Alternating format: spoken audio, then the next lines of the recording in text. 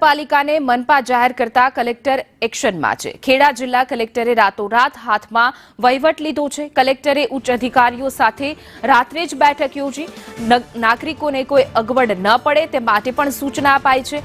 કલેક્ટરે अधिकारी અને કર્મચારીઓને આપ્યા છે જરૂરી સૂચનો।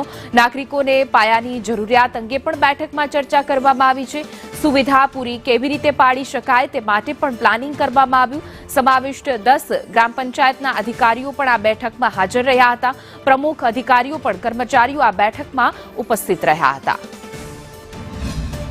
ગુજરાત સરકાર તરફથી નડિયાદને મહાનગરપાલિકા બનાવવાનો જે નિર્ણય કરવામાં આવ્યા છે તો આ નિર્ણય બદલ ગુજરાત સરકારને બધી પ્રજા વતી આપને આવકારીએ છીએ। એ ખૂબ મોટા નિર્ણય લેવામાં આવ્યા છે અને આજે મોડી રાત્રે અમે બધા અધિકારીશ્રીઓ અહીં ભેગા થયા છે કારણ કે હવે નગરપાલિકાથી મહાનગરપાલિકા બનવાની જે જર્ની છે આમાં ગ્રામ પંચાયતનો પણ એક્ટિવ રીતે સમાવેશ છે।